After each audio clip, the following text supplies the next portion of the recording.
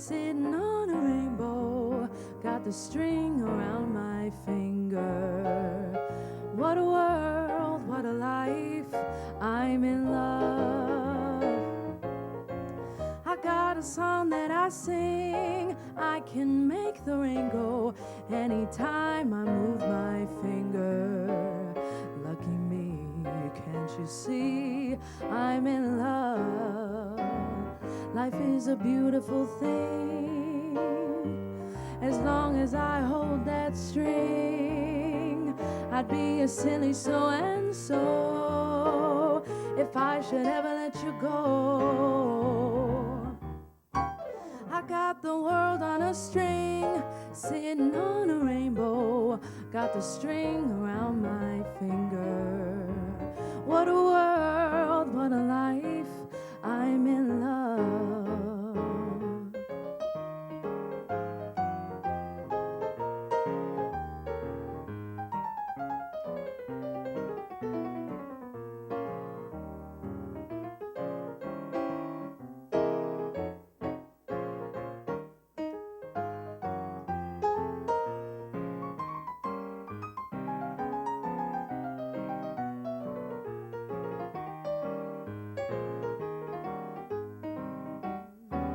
Life is a beautiful thing, as long as I hold that string. I'd be a silly so-and-so if I should ever let it go. I got the world on a string, sitting on a rainbow, got the string around my finger. What a world, what a life, I'm in love.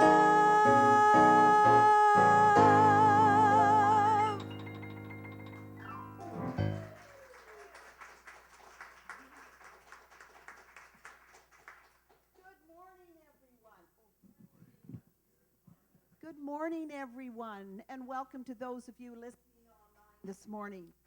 My name is Visosky, and I'm a licensed practitioner here at this center, and I'm also your MC for today, as Rev Helen is in Caroline, Alberta, facilitating the Hoffman process.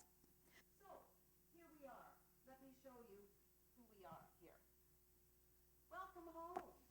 We are a new thought community that celebrates the power of love. A home for everyone who wants to experience their spirituality, their oneness with all life, and to be seen and unconditionally loved.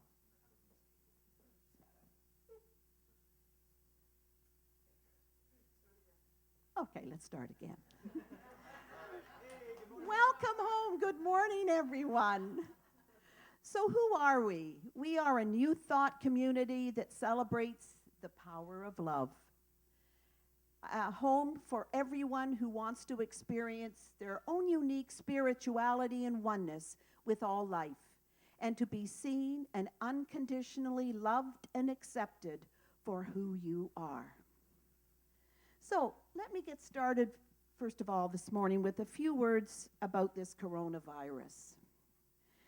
So to pretend that we are not in challenging times is to really ignore the truth. It is a time to listen, to be wise, and to be informed. There is no major solution to this situation at this time. And that being said, I do know that I am always at choice and in control of my own thoughts and feelings. I am always at choice as how I choose to respond in every moment. I believe that it's important to follow our own inner guidance and constantly stay in the realm of spiritual truth, knowing that each one of us is in perfect health. There is a power for good running through each one of us, and let us at this time train our mind to live in the present moment, grounded in truth, grounded in loving kindness for ourselves and others. Let us be mindful and not fearful. This too will pass. Thank you. So we come together every Sunday, each Sunday, to celebrate, as I mentioned before, the power of love. So, yes, let's celebrate the power of love that is present in each one of us and each substance and in the substance of each one of us. So let us take time this morning to honor the power of love in other religions.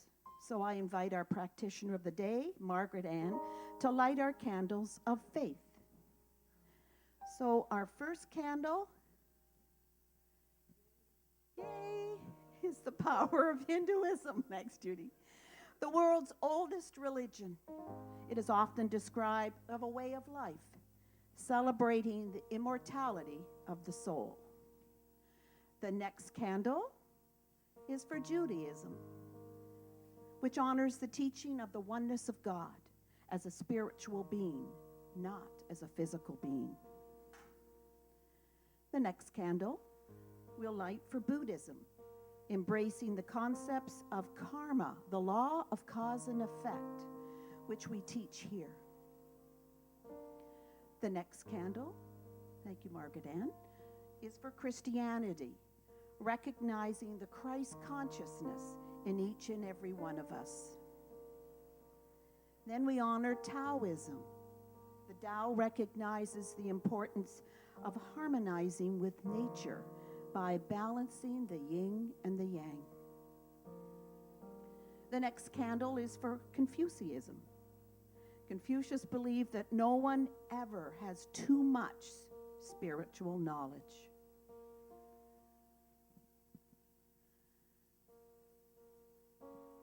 Next candle is for Islam, the religion which honors the understanding of free will and sacred service.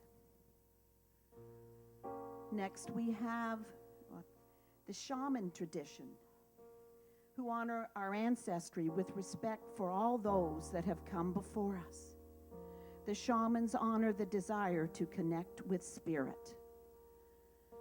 And then we have the First Nations, a tradition of regularly giving thanks through every day with acts of kindness, rituals, and ceremonies.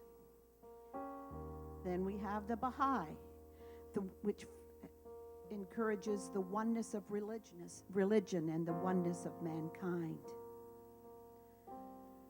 Then we have our New Thought traditions, which includes the science of mind, recognizing that there is an intelligence, a power, an energy back everything.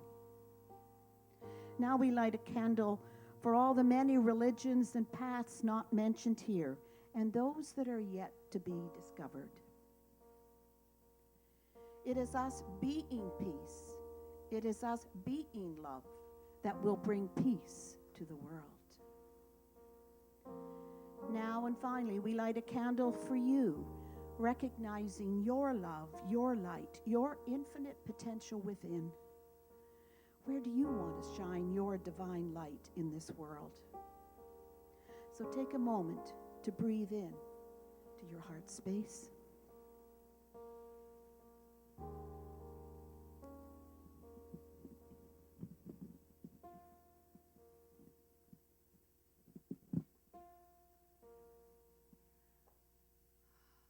Let's just take a breath. And feel your feet on the floor. Being present in this very moment, right here, right now. And I recognize the one presence.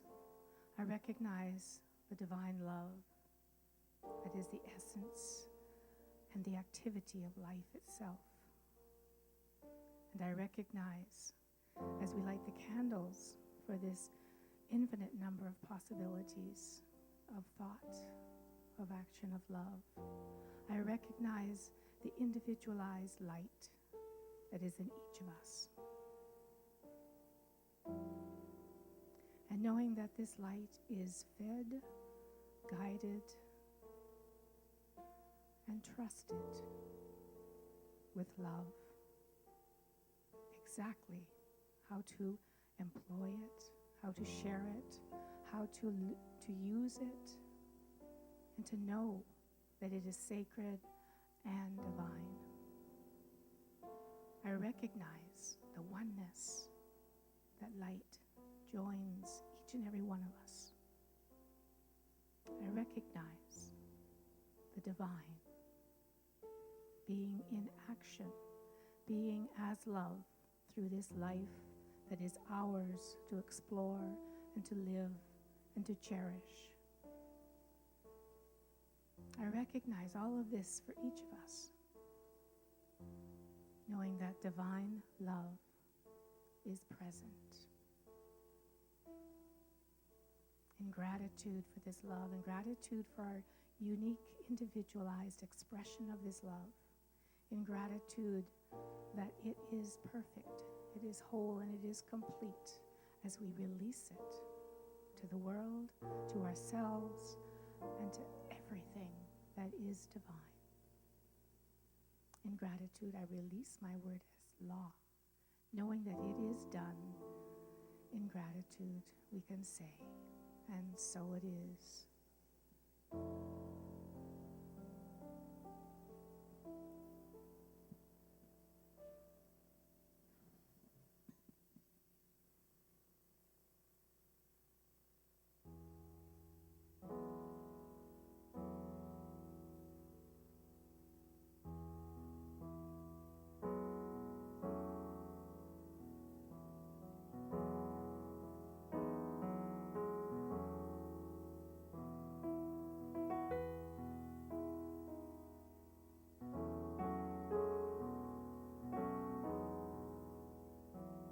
Waiting on the rain to fall,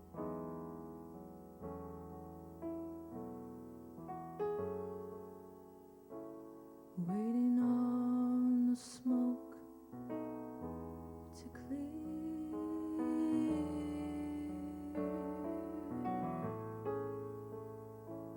sit and wait for a rainbow to appear,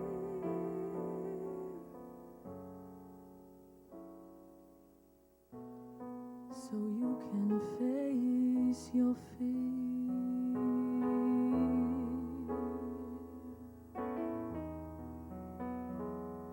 Waiting on a sign to show,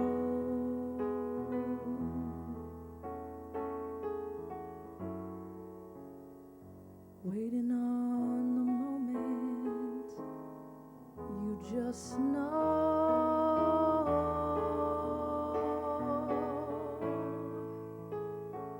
Waiting for the answers as the questions, they've grown cold,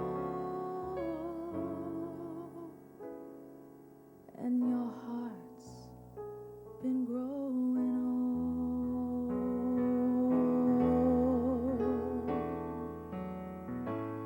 What will make the dreamers is their courage to pull through. If it's not up to us, then who?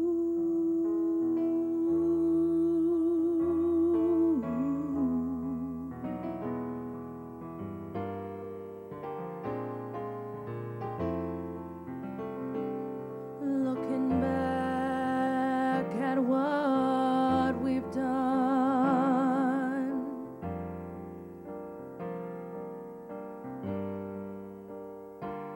looking back at who we have become,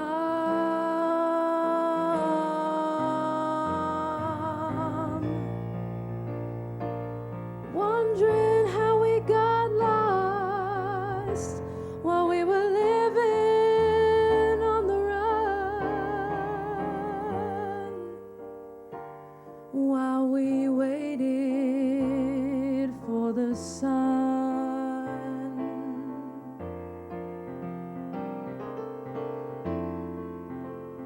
Wondering when the joke is through,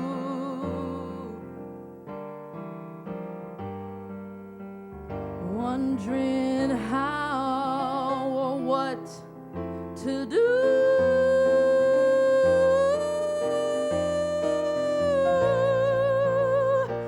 Wondering how to live right in a world that's so cruel,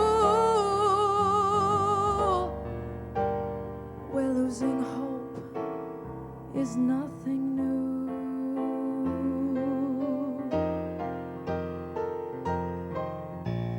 What will make the dreamers is their courage to pull through. If it's not up to us, if it's not up to us,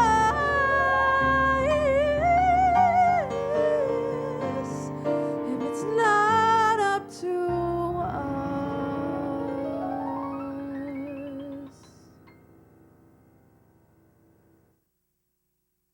then who?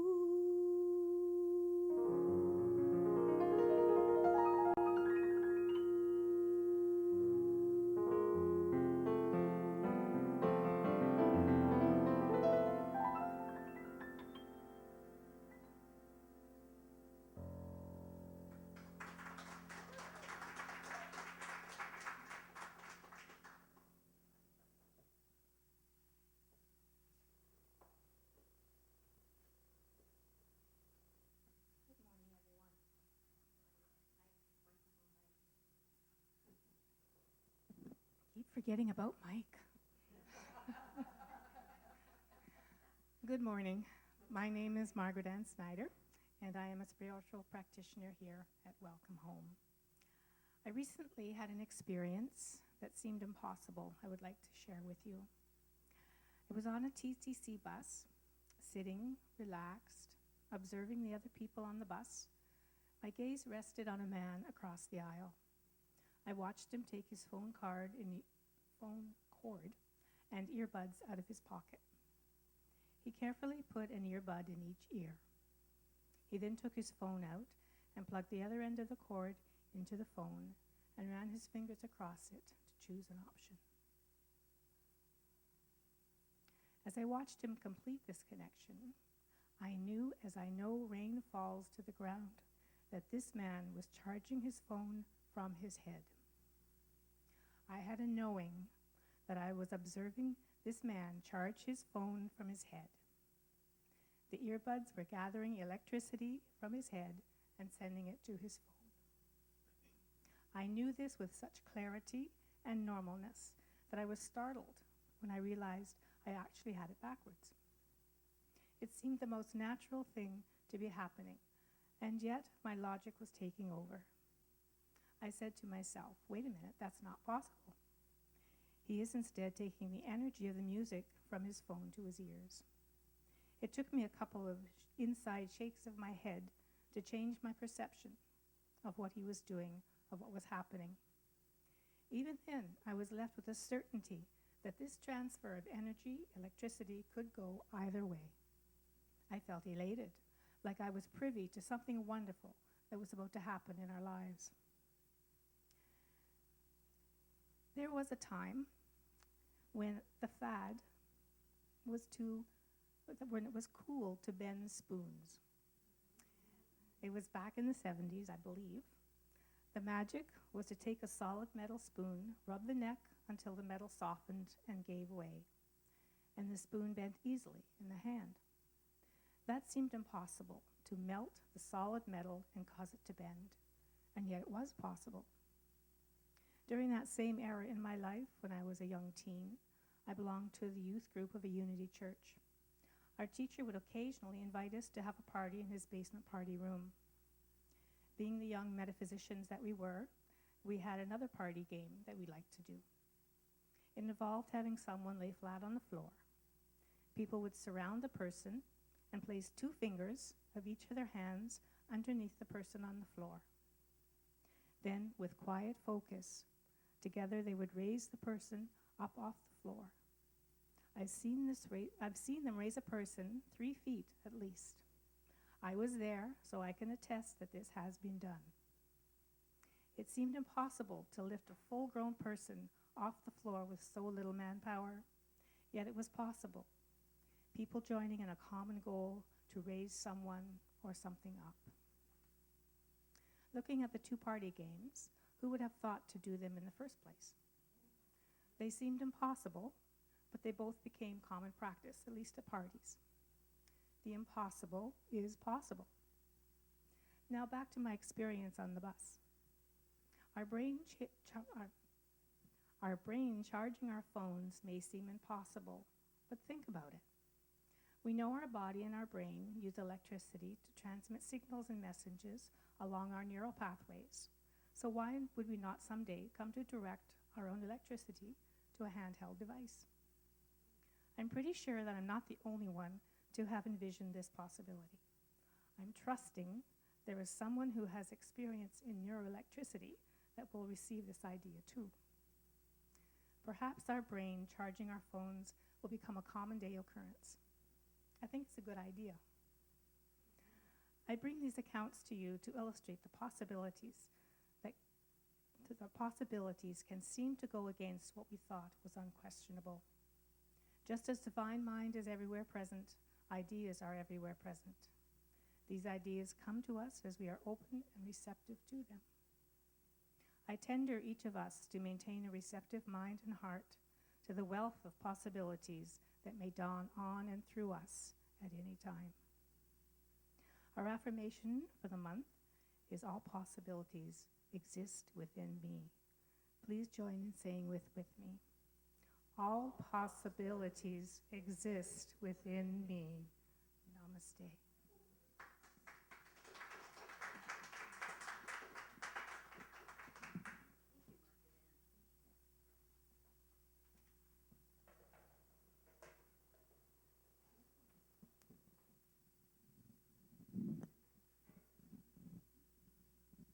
So, thank you, Margaret Ann.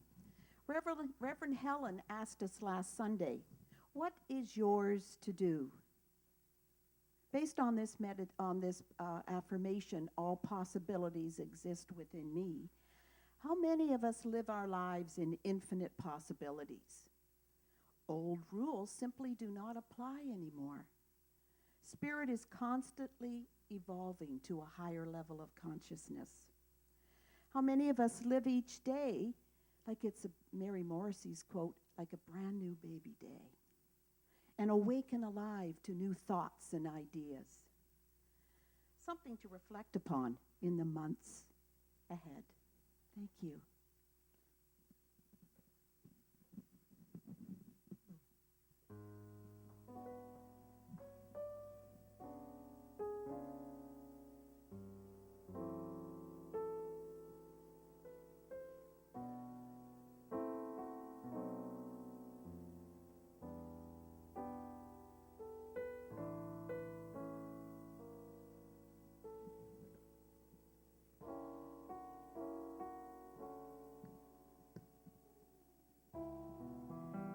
When lonely feelings chill the meadows of your mind,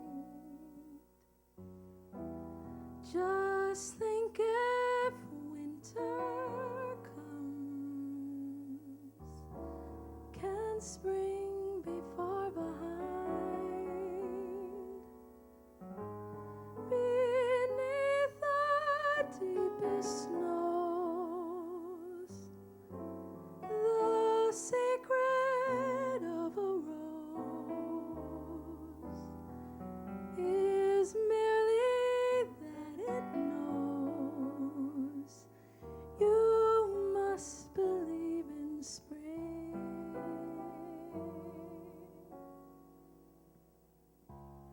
Just as the tree is sure, its leaves will reappear. It knows its emptiness is just a time of year.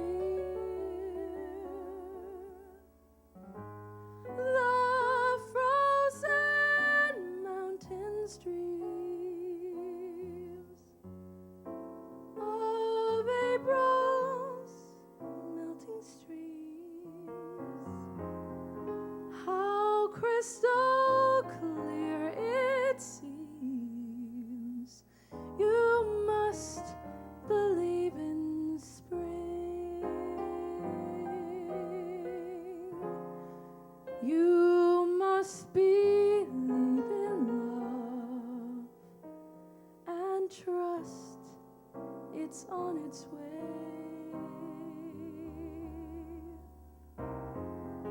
Just as the sleeping rose awaits the kiss of May, so in a world of snow, of things that come and go, where what you think you know, you can't be certain of. You must believe in spring and love.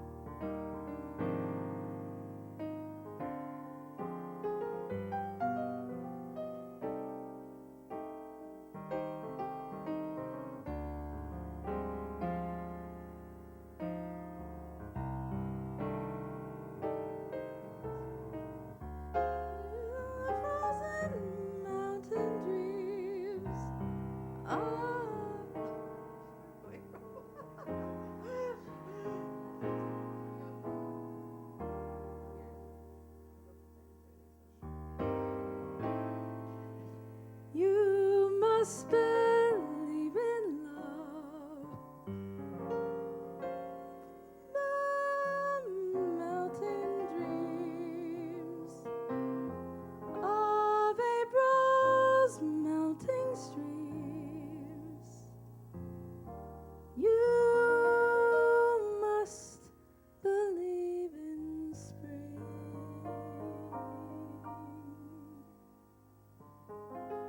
You must believe in spring and love.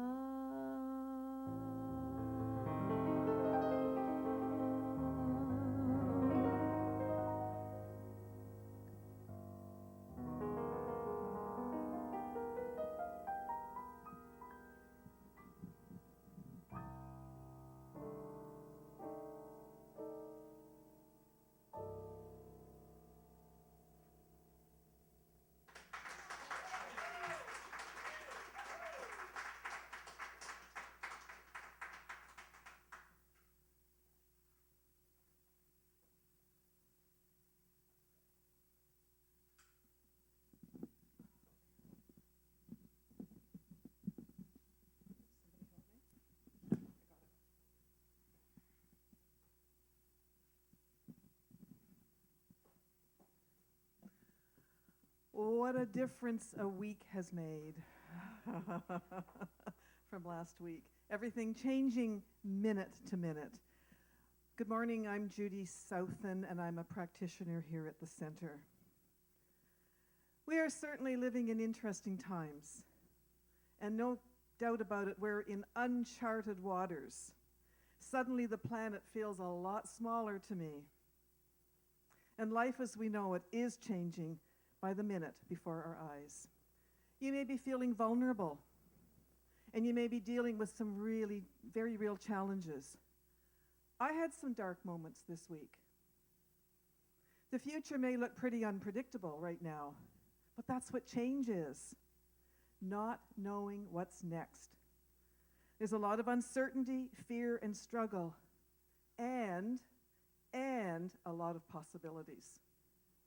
It is possible to see beyond the uncertainty that we're experiencing, to see the wonder of what's possible, to see the possibility, not the problem. And the problem may seem too big to see past it. And then there's the question, what is the real problem anyway? There's a whole lot being said and written from so many angles, and I've been reading a lot of them and making my own decisions, as you no doubt have been as well. And I've come to some realizations through all the material that I've been reading and discussing with friends. So when I read or hear information that creates discomfort in my gut, I decide it's not the truth. It doesn't resonate with my inner self, my inner knowing, the God within me. And when I read or hear what's possible, the good that's possible, my whole being just feels uplifted and light and hopeful. So I direct my thoughts accordingly to stay sane. I was watching a video Thursday night. Wasn't the best thing I could have done online. It was a bit disturbing. It was off mainstream news, but it made me feel powerless. And so when I went to bed and woke up Friday morning, I had a knot in my stomach. So I knew I'd done something that didn't serve me. I was really unsettled. And then I connected with my colleagues, Ellen and Linda and Helen. We had to talk about some welcome home matters. And immediately that connection changed my whole energy. So I realized what I needed to do, and that was to stay connected to each other and to you and to this center and to people. I'm a person who needs to engage with people. That's how I get my energy, especially positive energy. So we're in this together. We really do belong to each other, and together many things are possible. Now, 5 years ago, Reverend Jonathan gave to the first group of practitioners, I don't know if he gave it to you guys in the second group, he gave us these wisdom cards. And what a gift it was. And I was really drawn to these cards. I think it was a deck of 52. But there are 5 of them that are very personal to me. And they're all connected to possibility. And so the last one that I say goes like this. I've made a prayer out of these 5 cards. I've been saying this prayer for years, and I've memorized it. Within us, and I've changed it. Usually I say within me, but within us is the unborn possibility of limitless experience, and ours is the privilege of giving birth to it. So I make those changes. I make it personally. I can say this prayer when I'm going for a walk, when I'm driving, when I wake up in the morning, before I go to sleep at night, along with some other things that I read and say. But this become a habitual thing. And I change it up a lot. And there's another part of the prayer, I think it's the third one, because I've got them in order. That's just me. The universal mind contains all knowledge. It is the potential ultimate of all things. And to it, all things are possible. And to us, as much as possible as we can conceive, according to law. That's the catch. According to law, to spiritual law. That is, knowing the spiritual truth in every situation, including the situation we're in now. Having faith and letting go. Believing. After all, we are spiritual beings living in a spiritual world, having a human experience governed by our use of the spiritual law of cause and effect. And what a human experience we are having now. And remember, it is governed by spiritual law. God's got this. Do not doubt that. So what I know is that Helen had written this in her newsletter, and also she gave it in her talk, her 7-minute talk, her video yesterday to all of us. Order is the universe's first law. Something, and we don't know what, something is shifting to bring a new consciousness to the planet. So it's important to release the virus of fear. It's not only important, it's actually possible. It's possible to let go of fear. I have had my moments of uncertainty, and I did have to do the work to get more grounded in truth. And here's what Eckhart Tolle says about creating a new consciousness. Acute crises and dysfunction always precedes or coincides with any evolutionary advancement or gain in consciousness. And that's what's happening to us. We are evolving. We are on the verge of incredible possibility. Something big is happening to humanity. But because it's big, it doesn't mean it's bad or ominous. The possibilities are wonderful. Our life as it is, or as it was a minute ago, was unsustainable. So something big needs to happen. Change has to happen. Now, we're told it's a pandemic. The real epidemic is fear, worse than any pandemic humankind has ever seen. We can keep the fear epidemic alive when we focus on the negative, what we don't want. Fear will decrease your immune system.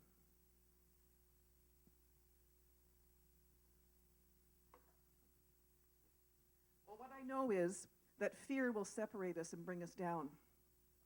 Faith and working together will allow us to ride through and to survive and to thrive. We can't contract into fear. We must expand. And we do that by knowing the spiritual truth, that we are expressions of spirit, and that we're all connected, and that within us are these unborn possibilities waiting for us to give birth to them. Spiritual law is always working. You can think possibilities into existence. The law is obedient. It brings into form what's in our mental equivalent. Our thoughts create the mental equivalent, whether it's positive or negative. So we focus on the positive, on the possibility not yet manifested. And where is it? It's within us, as unborn possibilities within us, waiting for us to give birth to it. Michael Beckwith said, "You attract to you the predominant thoughts that you are holding in your awareness, whether those thoughts are conscious or unconscious." That's the rub. Our unconscious thoughts are our habitual ways of thinking. What is your habitual way of thinking? I know I had some dark thoughts last week, but that is not my habitual way of thinking. And everyone who knows me knows that I believe that everything will always work out. You have heard me say that 100 times.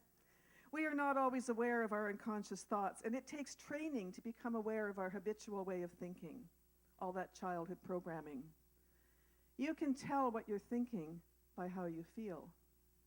So how do you feel right now?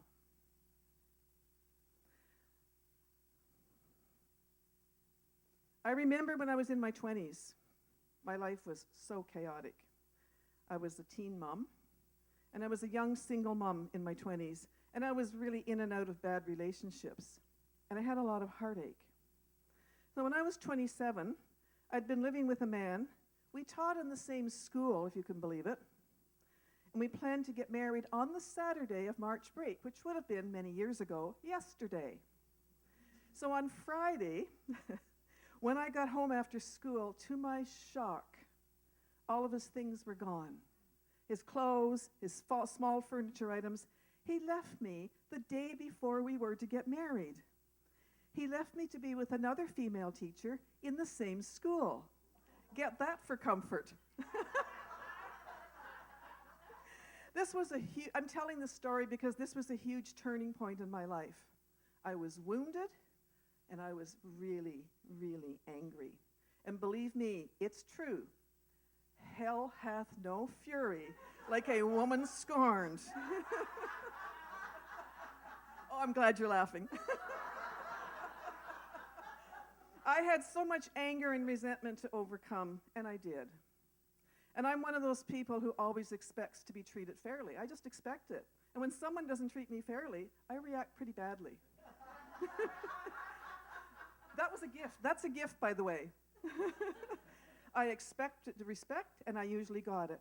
And looking back, it's amazing what anger can do. But that was then. That was my part of my journey. So I did have a chance to make my peace with him about 15 years later. I had been happily married for a while, and I bumped into him at a pub. He was drowning his sorrows at the bar because I heard through the grapevine that his wife had left him for another woman. Yeah, I'm sorry, that was my reaction too. He would have been crushed, and I did have compassion. I thanked him for what he did for my son. I walked up to him and I said, you know, my son just told me a year or so ago, he said, I'm so glad that this person, I'm not going to say his name, taught me all the things he taught me about nature, about skiing and hiking and canoeing and everything else. And he introduced my son to a beautiful boys' camp, things that I couldn't do. So I knew that was his purpose in my life at that time.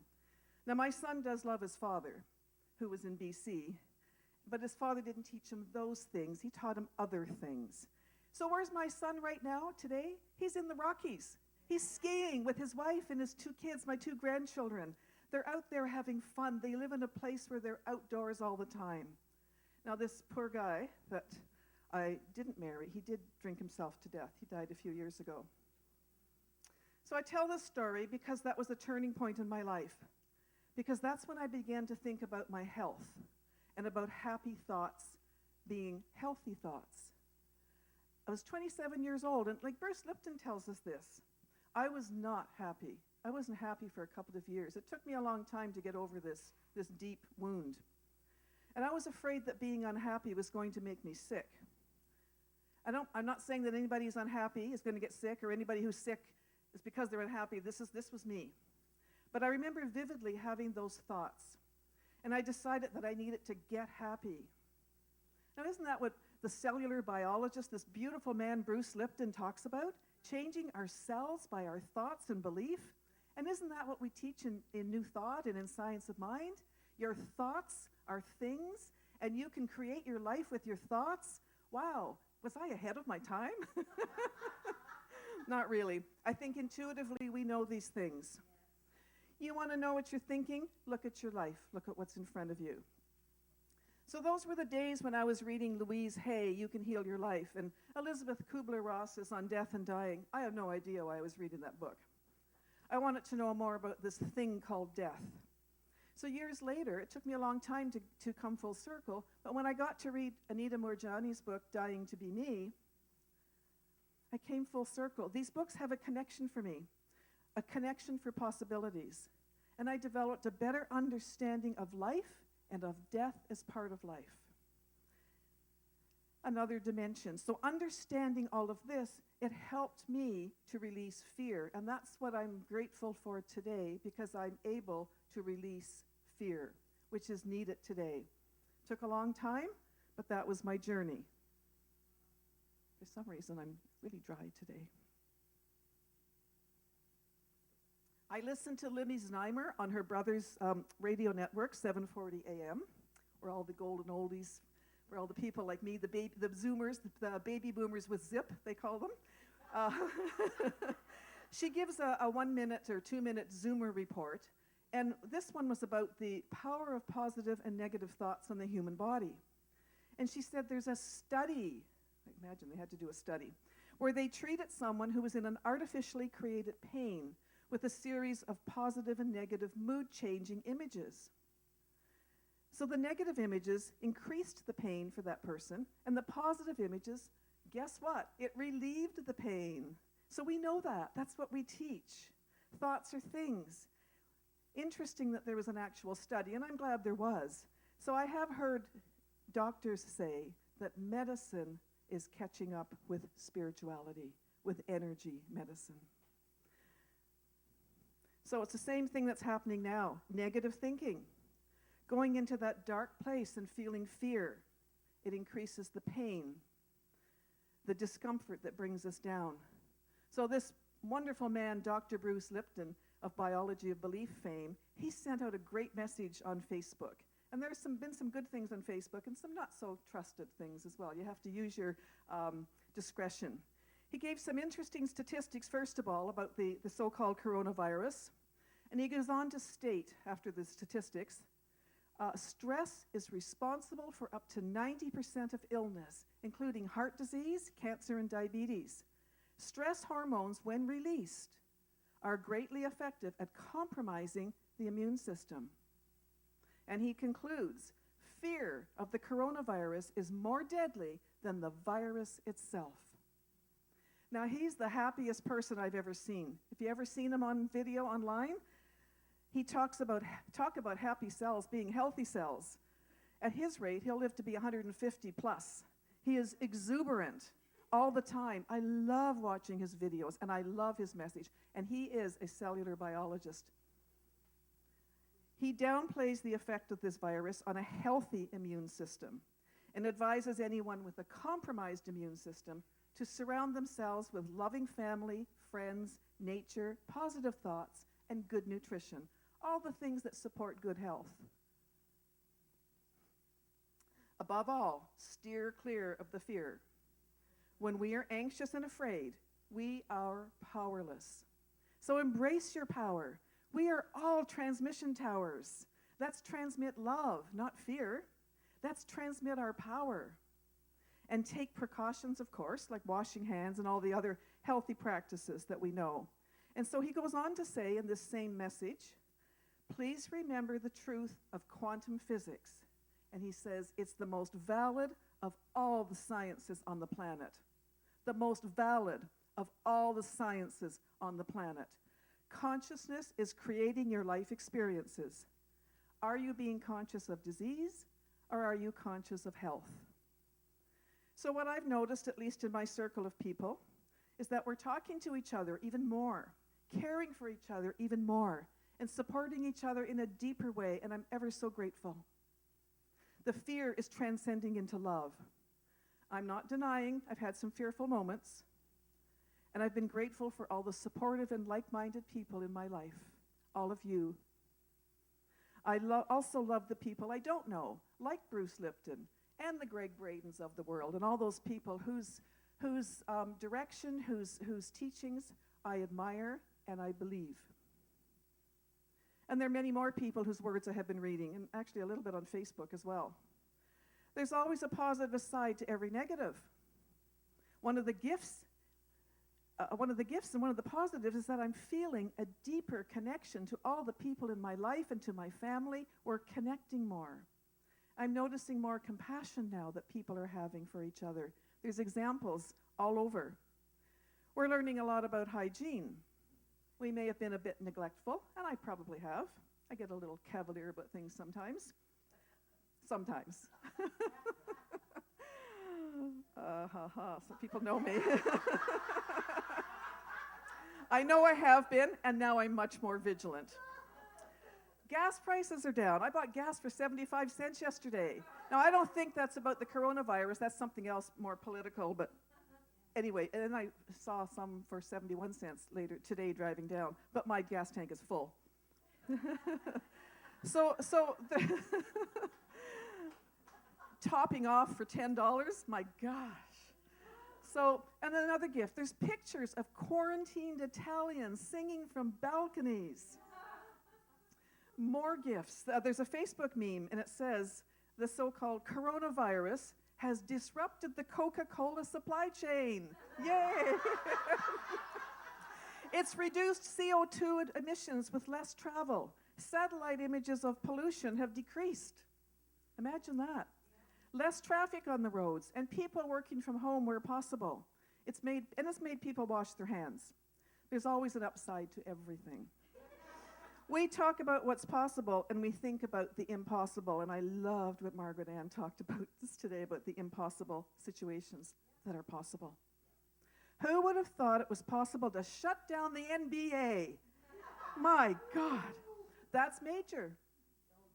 The NHL, Major League Baseball. Who would have thought that so many large gatherings would be shut down? The St. Patrick's Day parade was supposed to be today, canceled. Canadians being warned to stay in Canada, not to travel. What the heck is going on here? Many people will not be allowed to fly home from wherever they are now. How our reality has changed dramatically. It has shifted. And it changes every day, minute by minute. With all the cancellations, we still have so much to be grateful for, though. Music isn't canceled. Family is not canceled. Friends are not canceled. Singing and laughing are not canceled. In fact, singing and laughing are highly recommended to stay grounded, to vibrate those high vibrations. Hope is not canceled.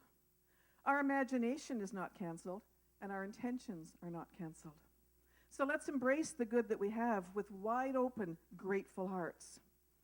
You know, there's always been world-altering events, and this happens to be one of them.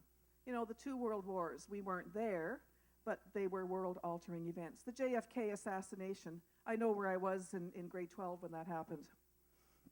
The fall of the Berlin Wall, that altered a lot of perceptions, a lot of world thinking. Remember the doomsday that was going to happen after Y2K? I made tons of money that year, I'll tell you, but nothing happened. Nothing was going to happen. Perhaps the most unreal really was 9/11. All these events were impossible, but they were possible. So what's going to happen? What's happening today is possibly resulting in a new earth, a new and better reality. It's time. Maybe Easter time, in my imagination, maybe Easter time is the time when we renew a new life. Who knows? It's possible. Things are not necessarily getting worse, but they are getting revealed.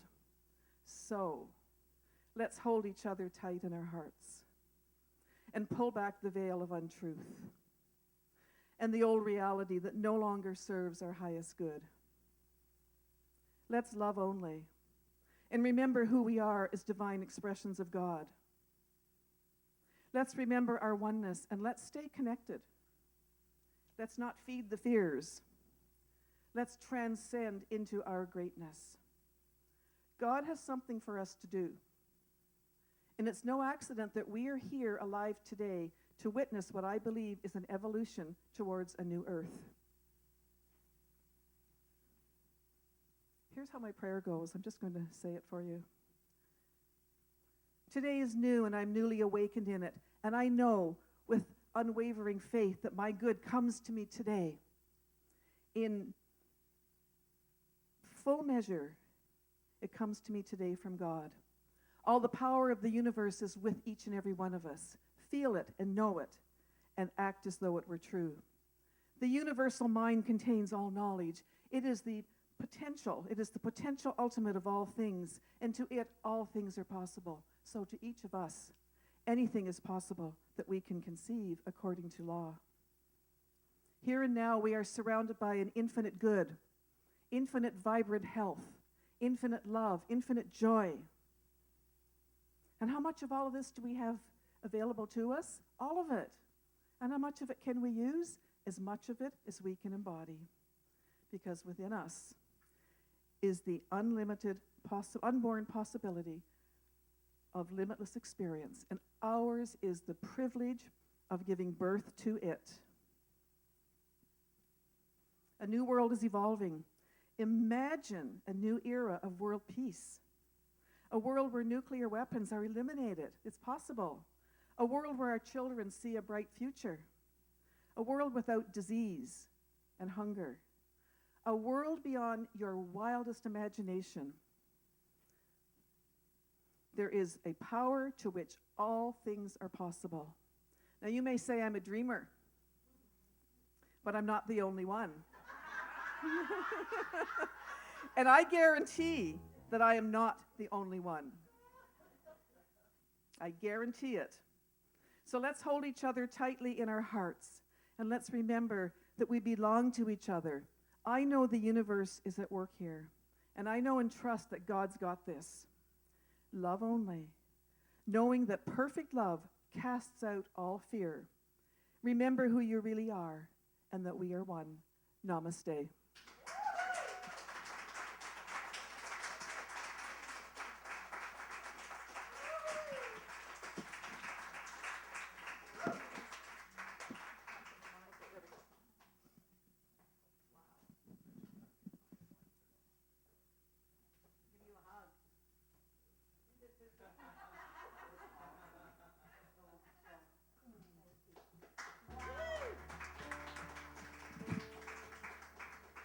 I don't know about you, but wasn't that just what we all needed to hear today? Thank you, Judy. Okay, now where am I here? Oh, yes. So, did I turn this slide down? Okay. Thank you so much, Judy. Thank you, Judy. So let's all stand and say together our divine givingness prayer. And today the baskets won't be going around. I just ask as you leave today that you put your divine contribution into the baskets at the back. So let's say this divine prayer together. Divine love flows through me. It blesses and multiplies all that I have, all that I give, and all that I receive. I am richly blessed, creating a greater and greater flow of abundance. And so it is. So now Aiden will lead us in this beautiful chant. I am light.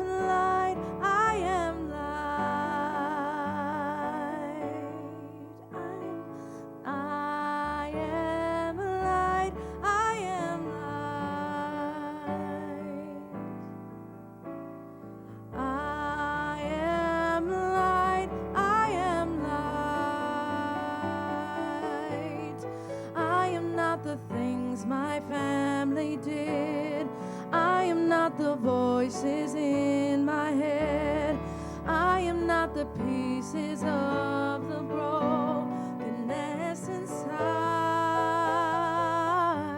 I am light. All right, sing it out nice and loud. I am light, I am light. I am light, I am light. I am light, I am light. I am light, I am light. I am light, I am light. I am light, I am light. I am light, I am light. Let's say we are light. We are light, we are light. We are light, we are light. We are light, we are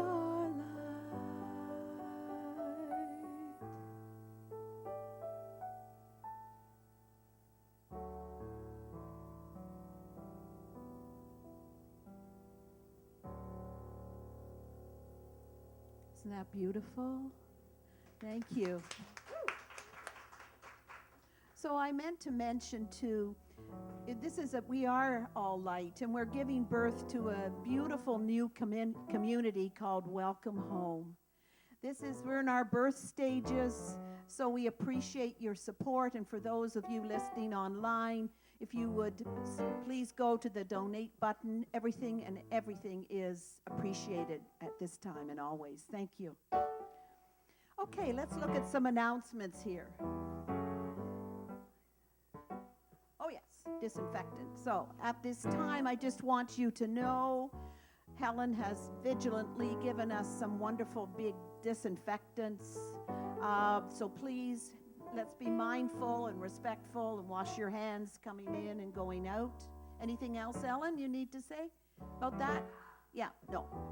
Okay, no scents. We appreciate people's sensitivities to smells. Okay, today, 3 classes are happening here. Aging with Power with Judy Southon. I experienced it last week. It was wonderful. And then if you haven't had the Emotional Freedom, beautiful 45-minute meditation with Carrie Garnier, I highly recommend that. Oh, thank you, Judy. So the sound bath is canceled today, but these 2 other classes are available. Please stay and support our community, and also have a very beautiful time with our community. Next, there's classes. You can see what's coming up March 18th to the 22nd. It's all online. We have classes next Wednesday, Thursday, Friday, Saturday, and Sunday. So please go to the Welcome Home website and come and support the center, and also enjoy these beautiful meditations. Next, Monday Moment. Okay, you have to sign up for. Don't know if any of you have yet, but well worth it. Just go to our website. And then next, Reverend Helen. If you haven't enjoyed her Monday morning 15 minutes of inspiration, I highly recommend it. It's a great way for me to start my week. She does this on Facebook Live. Then, March 24th. How many of you were here before for the last Conscious Cafe? Wasn't it awesome? Oh, man. Okay, so we're having another one March the 24th. That's a Tuesday, a great time for our community. Come together, bring your friends, connect. Dr. Mitch Abrams is going to be talking about the intersection of science and spirituality. And our guest vocalist then is Jacqueline Holmes. Come for an evening of, there's a dinner here, music, entertainment, community, connection. And Dr. Mitch was here before. He's amazing. He really is. So come and experience it here. Next, join us. This is new. I don't know. This Saturday, April 4th, 11 a.m. to write messages of love on our sidewalk. Chalk painting. That sounds exciting. And then, of course, what's this now? Conscious Care Summit. So we've got Dr. Mitch, and then we have this wonderful monk, and we've got Michelle Pascal coming. This is new to me. No, that isn't new to me, but some of the speakers are. Saturday, April 4th here. Wow, that sounds like a wonderful way to spend a day. Oh, man. I wasn't here for Michelle Pascal last time, but everybody in the community said it was awesome. So he's back for a workshop and concert on ritual of purifications. This is on April the 5th, 1 to 3. That's Sunday service. So go online and purchase your tickets. I'm definitely coming. Tickets are $40. So, and then songwriter series, that's with Jacqueline, is it not? Yes, on the second Tuesday of every month. Gosh, we've got some exciting things happening here. Oh my gosh, our sizzling soiree. I was talking to Helen last week. I said, what are we going to call this? She said, think of it, Linda. So I said, sizzling soiree. That sounds like pretty hot. So Dr. James Mellon is coming up from California, and Eric Overholzer is coming. So there's going to be a wonderful Saturday night soiree, champagne and red carpet, followed by dinner and entertainment. And you know who is going to try put this together. So please, if you want to help and support this wonderful evening, I would love your support and ideas. So Scotty and the Joy Sisters, wow, this evening's going to rock. So $75, 25 of which is a tax receipt given. So come, you don't want to miss hearing Dr. James speak, and it's going to be a wonderful evening. So, last but certainly not least, this community comes together in love and connection, and I want to first of all give a big hello and a big thank you to a woman in the back of the room that goes and does so much for Reverend Helen, and her name is Ellen, right? So please thank her. Doesn't go unnoticed the work that this woman does in front of us all, but also a lot behind the scenes. So we appreciate beyond words your efforts, Ellen. Thank you. And so Aiden and Brendan, what can we say about our musical team here? They rock. Woohoo! And this dear Carrie on camera today, Cohen on sound. Thank you. The sacred team that didn't do the coffee today, but are sacred, and we love you. Ellen, for that beautiful meditation, just set the pace. Our lead practitioner, Margaret Ann, what can I say? And also, wasn't Judy just what you needed to hear today? Reverend Helen, you've lost your spot. Oh, dear. So, thank you. Thank you to all of you. What can I say? Let's stand and rock it out safely, mindfully for this week. I'd invite the practitioner. Pardon? Oh, yes. So I invite the practitioners to the front to rock this out. And thank you, everyone. Safe week. We'll see you next week.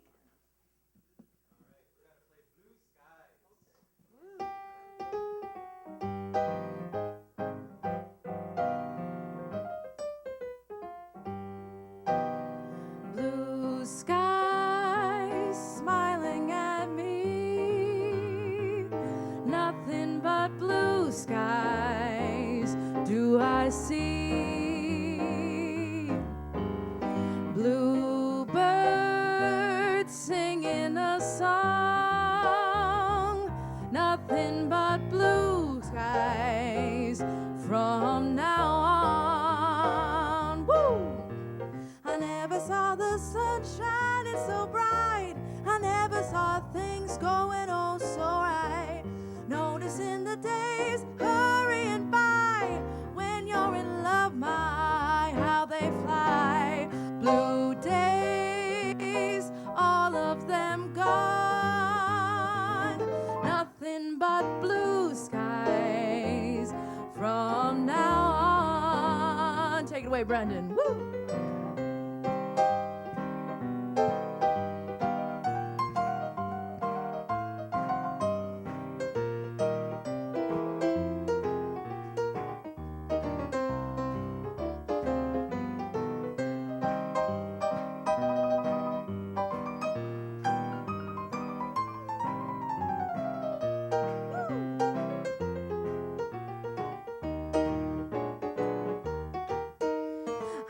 Saw the sun shining so bright.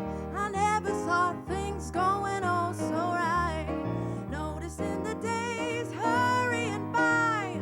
When you're in love, my, how they fly. Blue days, all of them gone. Nothing but blue skies from now on. I said there's nothing but blue skies from now on.